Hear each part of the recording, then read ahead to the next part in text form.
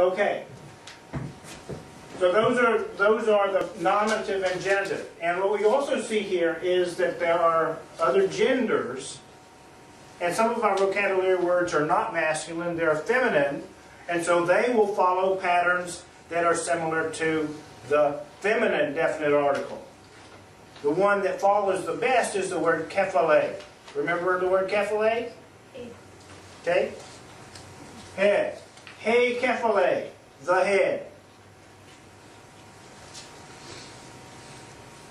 Tes kephales, of the head. Or the heads. The head belonging to the head. Tes kephales. The plurals are in this line. Feminine nominative plural, high, so it would be high kephali. The heads. High kephali. And if you want to talk about of the heads, ton kephali. I'm sorry, ton kephalon. Ton kephalon. The genitive plural.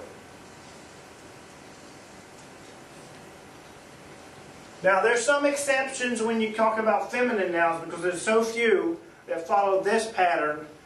I have chosen some other feminine words that are slightly different, and that's what I've written out here is some of the alternate feminine singular endings.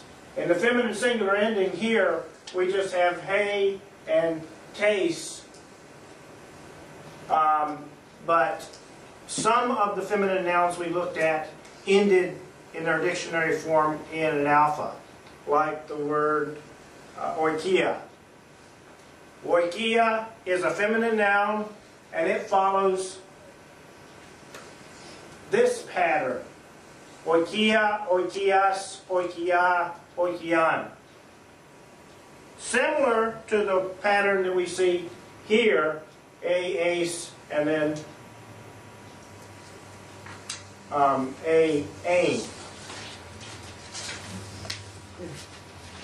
Okay?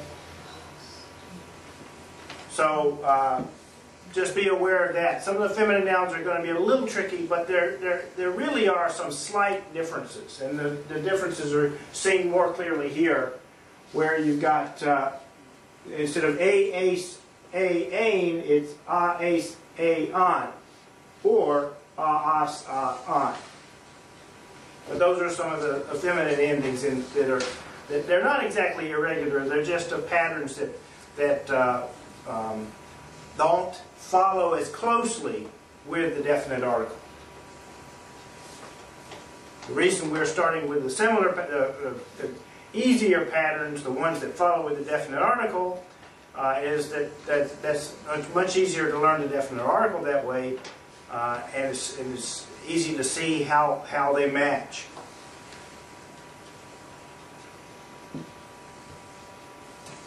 Okay, well, before we go on to the other two cases, though, I want to show you the neuter. The neuter nominative singular is ta. If you have a neuter noun, that's going to be identified with a definite article of ta in its nominative singular form. So the one that we use most often is ployon. And so you would say ta ployon. Ta ployon, the boat. And if you were to say of the boat, it's tu ployu. In the nominative plurals, ta with an alpha, excuse me, you're catching. Ta with an alpha is the plural, the nominative plural definite article, and the ending with an alpha is the nominative plural ending, neuter nominative plural ending on the nouns. For example, ployon, ta ployon, ta ploya. That's how it works. So for singular, ta ployan, plural, ta ploya, with an alpha at the end. The genitive, tu ployu, and ton ployon. So do most of them rhyme? Yeah, they do in these cases. These are the simplest patterns to learn that match directly with the definite article. So yes, they rhyme. Okay, now let's take a look at the second tier, the dative and accusative definite articles. The dative form is used, in addition to with a lot of prepositions, the dative is used for the to the, and occasionally in, at, by, a lot of these other concepts. But to is one we will use when we're doing our paperwork.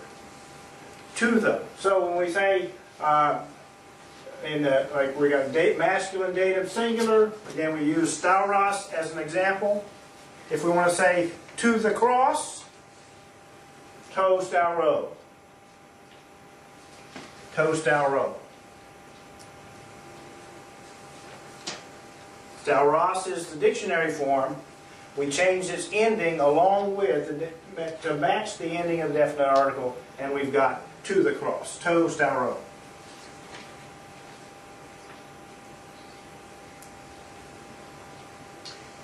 The accusative singular is if you're using the word as the object of your sentence.